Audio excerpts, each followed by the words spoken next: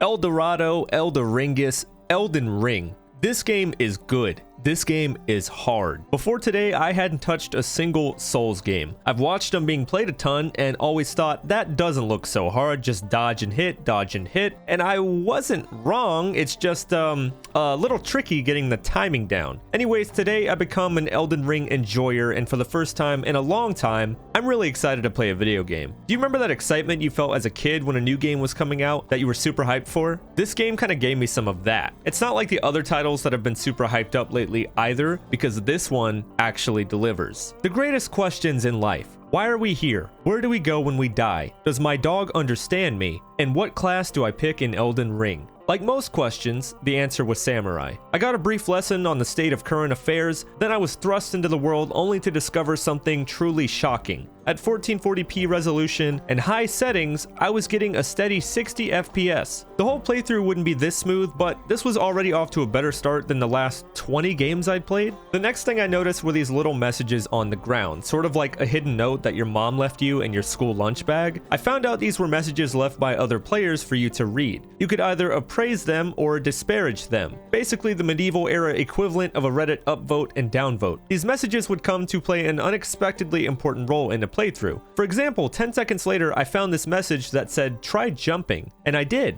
And then I added a 1 to my death counter. I then upvoted the message and went on my way. I crossed a sketchy bridge and then found God. He smited me for all the things I did on the family computer when I was 13, and then I dreamt of a maiden and her horse. I woke up and found myself in a cave. I was told to touch grass, so I did. After smacking every wall I could, hoping to find a secret door, I moved on to bigger and better things. Once outside, I finally did start to get a few frame drops here and there, but overall, it wasn't too bad. What was bad was this guy, the Tree Sentinel. Now when you watch this, please keep in mind, no prior Souls experience, and I haven't played with a controller in about 6 years. This guy's killed you a bunch of times? Yo, rip my frames. Holy shit. I can see why. Bro, I don't even know how to pull out my bow. This guy's moving at Mach 10. I'm fucked. I lived in delusion for a few more deaths before realizing that I was nowhere near strong enough for this fight. So we moved on and found a church with whom I'd assumed was Santa at first residing inside. Turns out it wasn't Santa, it was a merchant who sold everything that I knew absolutely nothing about. I found this helpful message and then went on my way. I found a cave full of wolves next and took the liberty of exploring it. This kind of side area discovery was right up my alley and really helped instill some confidence in me after that last boss had taken it all away. Delving deeper into the cave, I found its boss, and using my massive brain, I was able to counter him and take him down first try. I think this would be the easiest boss I fight today, so I'm really glad the game got that out of the way early. I met an owl who could stand up by his tail feathers alone, and found a camp. I recognized this area from another YouTube video I had watched before. When I was watching the guy go through, he killed everyone with little to no problems. As soon as Squidward over there sounded the alarm, things quickly went south for me. I may be a gamer, but I'm not ready to 1v9 just yet. I decided to take a less straightforward approach and run past everyone through the gate. It was here that I caught a glimpse of the biggest bird I have ever seen, perched all the way up there. While I was staring in amazement, an arrow snapped my spine in half. Sometime later, while resting by the grace, the woman of my dreams came to me and gifted me the horse of my dreams. I summoned my spectral steed and took her for a test drive. I did this really cool jump off into an attack thing that was quickly made less cool when I realized I hadn't drawn my sword. The giant made me a few inches shorter and we fought like hell. A few deaths later, I had the giant on the ropes, and by just a few HP points I had upgraded moments before, I survived. I was so proud. I took this opportunity to rest up at the nearby Grace until nightfall. Then I realized I made a huge mistake because all the enemies reset. These guys were old news, frauds, has-beens. So I ran past them. I discovered Storm Hill, still don't know why it's named that, and found this girl sitting alone in a shack. She told me stories of a spider who had been removing the limbs of her friends. Very strange girl. I realized at the top of this extremely large hill was a castle that we had been getting closer and closer to. After fighting an uphill battle and avoiding the ballista, I was finally able to make my way inside. What happens next is either going to give you PTSD or it's going to make you realize how bad at this game I really am. Introducing Margit. the Fell Omen, my worst fucking nightmare. See, Margit is a very interesting boss. He's actually designed to be extremely difficult for a player at this stage in the game. It turns out, unless you're a pro gamer, the best thing you can do before rushing straight here, pretty much like I did, is take your time and explore the world around you so you can level up and gear up a bit. When I met Margit, I had died 8 times so far in the run. After he got me up to death 17, I realized I should probably go do some more of that leveling business. I came back 1 level higher and with a new, stronger weapon. I was ready to win. Margit was ready to take me up to 25 deaths in this game. Back to leveling it was. I found this invader who used a giant mace that could also summon lava. Very cool. I moved my chat box so you guys could actually see the whole thing, and went back for another round with Lava Boy. Many mobs later, a few more levels, and a fire in my belly, I was ready to try Margit once again. We had some really solid attempts, we really did. Some close calls, but I still couldn't do it. Margit took me from 29 deaths up to 48. For those keeping track, Margit had, at this point, killed me 36 times. We were down bad, but I knew what I had to do. More exploration and leveling. Even though the game gets you to this boss extremely early, you're not really supposed to be able to beat him quickly. It's a hard lesson, but one I think most new players will have to learn if they want to keep on. I didn't mention this earlier, but I had discovered a place called the Round Table Hold. It's a place for freaks like us to come and hang out, get side quests, and upgrade gear. I gave a man some stone, and he made my sword swordier. I met a woman, she hugged me, and gave me her blessing. Feeling blessed, I took down this giant with relative ease and got double teamed by 2 big burly men. Found a nice fellow in the woods and he learned me a new skill called Stormblade. I found this hentai monstrosity and found myself a new cave to explore. This cave offered up something I hadn't come across yet. Unkillable enemies. But not like Margit, unkillable in a different sense. See, the enemies of this cave were skeletons, which I couldn't cut down with my sword alone. They would rise up again and again no matter how many times I killed them. I resorted to the old tactic of running for my life because I really wanted to see what was down here. Well, at the end of the cave there was a lever, which we obviously pulled. It said, somewhere a heavy door opened. I was pretty sure they were talking about the door near the entrance, and it turns out I was right. It took me to a boss battle. Now, once again, I'm asking the big brains out there to help me out. When I started this fight, before I did a single thing at all, this guy's health bar was down nearly 40%. I don't know why. Looking back at this footage, I still don't know why. Anyways, I turned him into dead and got a pretty useful item, the Assassin's Crimson Dagger. This wasn't a usable dagger though in the traditional sense, it was a talisman. It gave me the ability to restore HP with every critical strike that I did. This was actually huge. Essentially a lifesteal for my blade, even if the circumstances in which it activated were very specific.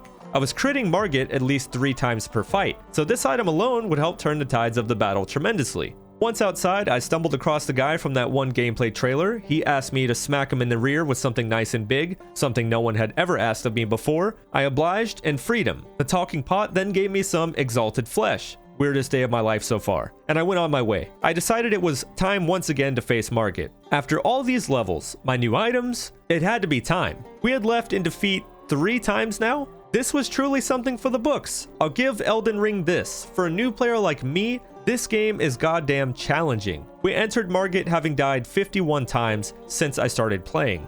9 more deaths later, I once again walked away in defeat. I was tired, discouraged, but there was one more hope remaining. See, a viewer had been mentioning that there was an item in the game made specifically to help fight Margit. At 17, 25, 48 deaths even. I didn't care about this item. I felt like it was cheating, and I didn't need it to win. At 60 deaths, I would do anything to beat this boss. I'd even go as far as listening to my chat and doing what they say. Yikes. So I set out to the east, found the river where this cave supposedly was at, and made it to the entrance. It was guarded by an invader, a nasty dagger user with relentless attacks. Partway through the fight, another invader came along to actually help me. This was a nice change of pace. We took down Bloody Finger and I went in the cave. This is where things get weird. So I got a little lost at first, but then I found the room I was looking for. There I met Patches. Some of you may know who that guy is, I don't. We fought for a while until he gave up. I spared him so that I could come back here and buy a very specific item from him. I left and came back. And then he had the item, Margit's shackle. I could use this item in the fight to literally chain Margit down to the ground for a few seconds so I could deal some damage. I sold almost everything I had to be able to afford this right now because it was late and I was not going to put this off any longer. I got curious and opened up the nearby chest. I got drugged, and then I got dumped off in a new area I hadn't seen before. The real kicker was that I was trapped. a game mechanic that makes it to where you can't fast travel until you find a grace. It's like the game knew I was finally ready to fight Margit and just had to f me over one more time. Well, okay. I saw a bear pretending to be my cat and took an air elevator specifically meant for horses. I finally made it back to civilization and prepared once again for the fight. In the first attempt, well, not the first, but you know what I mean. I tried to use the item the stupid way by opening up my inventory. Well, as you can see here, I used the item, but nothing happened. Kinda weird, but okay. I hotbarred the item for round 2 and then went back in, got Margit to phase 2 and tried the item again. Nothing. It didn't do anything. I was so confused. More confused than my first trip to the DMV. Why wasn't this thing doing its one and only job? It was supposed to do this, chain him to the ground like you see here in this clip. But mine was defective. Attempt number 3 was maybe the weirdest one yet because Margit stood still and let us hit him repeatedly without doing anything. At this point, I swear to God my game is broken. Nothing is making sense anymore. I go for the item again, nothing. Again, nothing. Again, nothing. Again, nothing. Only time will tell if this was a bug or a feature. But next attempt, I discovered something. During phase 1, the first half of Margit's HP bar, the damn thing works. This was extremely annoying because this was the easy half of the fight. I don't need to shackle him here. I need to shackle him when he goes into sicko mode in phase 2. But whatever, at least this will save mine and my summon Roger's HP so that maybe we can pull this thing out in phase 2. With all that I've done, all that I've learned, all items that I've obtained, I finally managed to pull out this fight. Dude, the item actually just works whenever it wants to. It's crazy.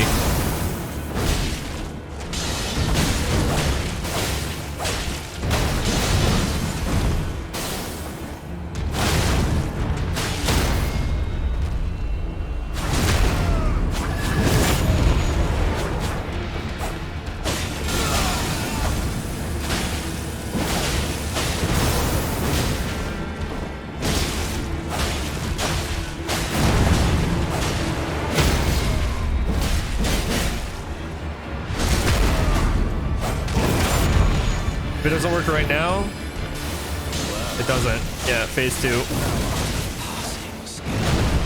Warrior blood must truly run in the veins. Oh my god. Leave me the fuck alone.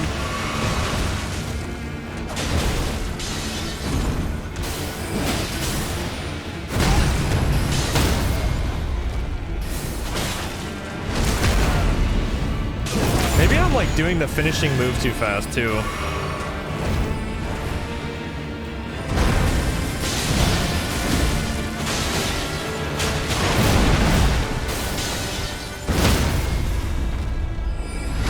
Yeah, see, I shouldn't have done that so fast.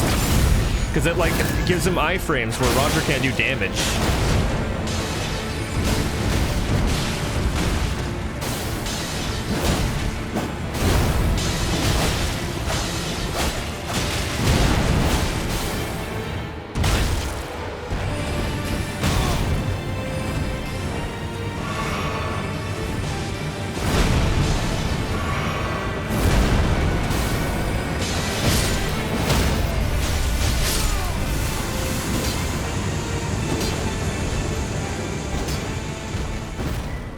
If you guys liked this video, give it a thumbs up. If you disliked it, give it a thumbs down. Subscribe to the channel for more content like this, and if you guys want to watch my videos being filmed live, head on over to twitch.tv/finestxi and drop a follow. Don't want to wait for my next YouTube video? Then don't. Head on over to my Patreon page where you can gain early access to my next unreleased video right now. Special shout out to the VIPs, Nick RSA, Dr. Johan, Calabag, Hugh6707, Jokes with Dad, Def Not, Dallas Moreno, and Willy Boy Wonder. You guys rock. My name is Finest XI, and I'll see you in the next one.